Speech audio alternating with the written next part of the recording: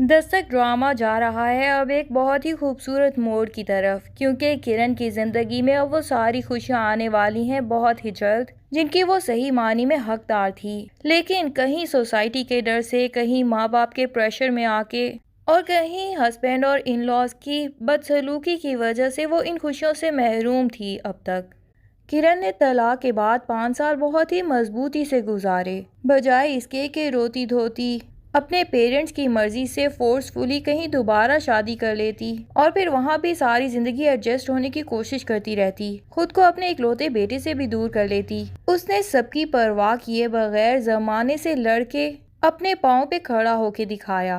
किरण ने अपने फ्रेंड्स ताबिश और सोबिया के साथ मिलकर जो इवेंट कंपनी बनाई वो बहुत ज़्यादा तरक्की कर चुकी है, और इन लोगों को अब शहर की बड़ी बड़ी शादियों की इवेंट मैनेजमेंट के लिए भी अप्रोच किया जाता है। किरण माली तौर पे तो पूरी तरह मुस्तहकिम हो चुकी है, लेकिन 5 साल गुजर जाने के बावजूद भी किरण के बाप की रट अभी तक वहीं की वहीं है कि तुम्हें अपनी शादी के ऊपर तवज्जो देनी चाहिए।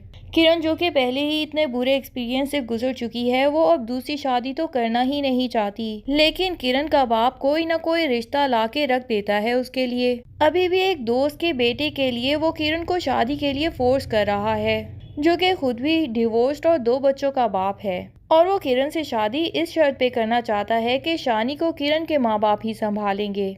तो किरण जब अपने बाप को साफ अपना फैसला सुना देती है कि मैं शानी को अकेले छोड़ के किसी के पास नहीं जाने वाली, तो किरण का बाप भी कह देता है कि मेरे घर में मेरे फैसले चलेंगे, यहाँ पे तुम अपनी मर्जी इतने अरसे तक नहीं कर सकती। अब तो किरण भी इतनी बागी हो चुकी है कि बाप को जवाब दे देती है कि अगर ये आपके घर का मसला है तो ठीक है, मैं यहाँ से चली जाऊंगी, अपने लिए और अपने बेटे के लिए रेंट पे कोई भी जगह ढूंढ लूंगी, आपके ऊपर मजीद बोझ बनना भी नहीं चाहती।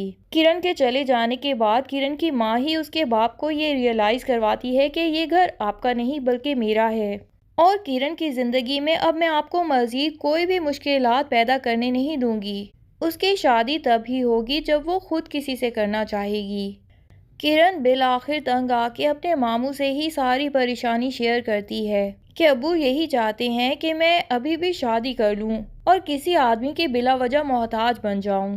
हालांकि मैं अपने पाँव पे खड़ी हूं और मुझे अपना आप इतना अच्छा लगता है अब जितना जिंदगी में कभी नहीं अच्छा लगा। कबीर मामू तो कह देते हैं कि इससे ज्यादा बढ़ के तो कोई बात हो ही नहीं सकती कि तुम खुद पे कॉन्फिडेंट हो, और कह देते हैं कि मैं खुद ही आप ही से बात करूंगा कि वो तुम्हें शादी के लिए फोर्स ना करें। दूसरी तरफ सैफ की माँ 5 साल सारा के पास रह के जब वापस आती है, तो यहाँ आके जब वो सैफ से नॉर्मली बात करते हुए उसे कहती है कि मैं तो वहाँ सिर्फ शानी को, तुम्हें और तुम्हारे बाप को मिस ही करती रही, और ये 5 साल एक एक दिन गिन गिन के गुजारे हैं कि जल्दी अपने घर वापस चली जाऊं। लेकिन ये बात सुनते साथ ही फरियाल को आग लग जाती है और वो शानी को भड़काने की कोशिश करती है कि तुम्हारी माँ ने इस घर में आते साथ ही हमारे दरमियान नफरत और फासले पैदा करने की कोशिश करना शुरू कर दी है। शानी की उदासी का सुना के वो सिर्फ मुझे ये रियलाइज करवाना चाहती हैं कि मेरी अब तक कोई औलाद नहीं हुई।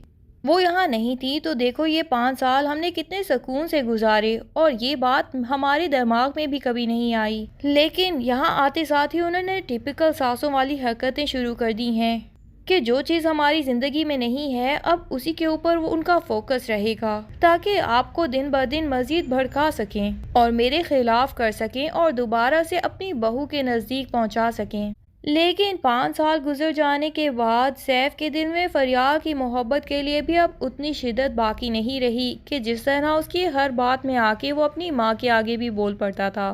वो फरियाल को ही चुप करवा देता है और कह देता है कि बस भी कर जाओ, वो मेरी माँ है, तुम क्यों छोटी छोटी बातों का बतंगड़ बना लेती हो। वो 5 साल बाद वापस आई हैं और तुम क्या चाहती हो कि मैं उन्हें कल की टिकट से दोबारा सारा आप ही के पास रवाना कर दूं। इधर किरण सोबिया और ताबिश को बताती है कि मुझे जल्द अज जल्द कोई ना कोई फ्लैट किसी सेफ एरिया में चाहिए जहाँ पे मैं रेंट पे रह सकूँ अपने बेटे के साथ सुकून से। सोबिया पूछ ही बैठती है कि आखिर अपने माँ बाप के साथ क्यों नहीं रहना चाहती, तो किरण बता देती है कि अब्बू चाहते हैं कि मैं जल्द अज जल्द शादी कर लूँ, जो कि मैं करना नहीं चाहती, वो भी ऐसी सोसाइटी में जहाँ एक बच्चे की डिवोर्स माँ को एक 40 साल 2 बच्चों का बाप भी एक्सेप्ट करने को राजी नहीं है। तो मैं तो बिल्कुल नहीं चाहती कि अब सैफ से भी बुरा एक्सपीरियंस करके देखूं। लेकिन सोबिया उसे रियलाइज करवाती है कि तुम्हारे पेरेंट्स को आखिर तुम्हारी फिक्र है कि अगर वो इस दुनिया से चले गए तो तुम्हारा ख्याल रखने वाला कौन होगा। इसीलिए वो शायद तुम्हें शादीशुदा देखना चाहते हो। और फिर हर आदमी सैफ जैसा नहीं होता, तुम्हारे साथ एक बुरा एक्सपीरियंस हो चुका है। इसका ये मतलब तो नहीं कि दुनिया में हर आदमी बुरा ही होगा। अब अपनी बहन को ही देख लो, वो तो सही आदमी के साथ अच्छे तरीके से जिंदगी गुजार रही है।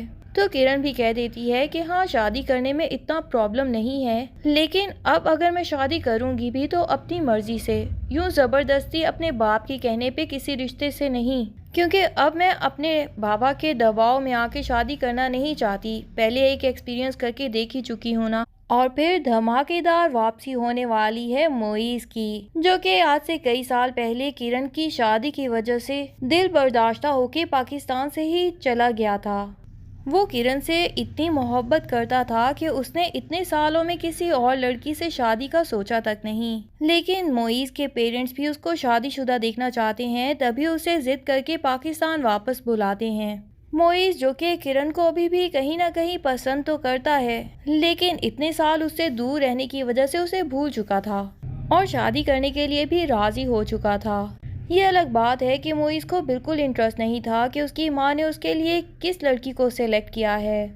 मोइज की माँ अपनी एक फ्रेंड की बेटी के साथ मोइज की बात पक्की कर देना चाहती है और वो चाहती है कि धूमधाम से एक छोटी सी रस्म भी रखी जाए, जिसके लिए ये लोग किरण की ही इवेंट मैनेजिंग कंपनी को अप्रोच करते हैं। यहाँ किरण मोइज की शादी की डेकोरेशन में मसरूफ होगी कि अचानक से मोइज का इससे साथ सामना हो जाएगा और किरण को अपने सामने इतने सालों बाद देख के भी मोइज की धड़कन कुछ बेकाबू सी हो जाएगी, जैसे उसके दिल में अभी भी किरण यूनिवर्सिटी के दिनों की तरह ही मौजूद हो। मोइज, जो कि यूनिवर्सिटी के दिनों में भी इतना शाय था कि कभी किरण के सामने अपनी मोहब्बत का खुल के इजहार ही नहीं कर पाया। ये तो किरण के मामू ही उसको बताते हैं उसकी शादी पे कि ये लड़का तुमसे टूट के मोहब्बत करता है, पर किरण को तब मामू की बातों पे यकीन नहीं आता और वो तो अपनी शादी से इतनी खुश थी कि उसने मोइज के बारे में सोचा तक नहीं। लेकिन अब जब मोइज उसके सामने आता है और उसे बताता है कि तुम यहाँ मेरी एंगेजमेंट की डेकोरेशन करने के लिए आई हो, तो बातों बातों में उसे पता चलता है कि किरण डिवोर्स्ड है। एक साल ही शादी का इतना मुश्किल गुजरा कि किरण के लिए इस शादी से जुड़े रहना बिल्कुल इम्पॉसिबल हो गया और पिछले 5 सालों से वो अपने पाँव पे खड़े होकर अपने बेटे को पालने की कोशिशें कर रही है।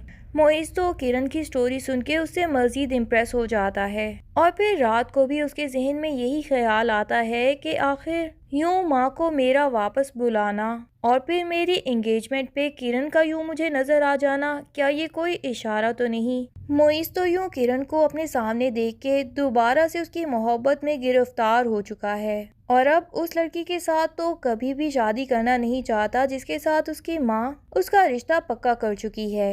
लेकिन मोइज को समझ नहीं आएगा कि किस तरह वो किरण से ये बात करे। स्टोरी में आगे क्या होने वाला है, ये जानने के लिए ड्रामे की अगली एपिसोड्स का इंतजार कीजिए। तब तक के लिए अल्लाह हाफिज। वीडियो पसंद आए तो लाइक एंड कमेंट जरूर कर दें और चैनल को सब्सक्राइब करना ना भूलिए। Thank you.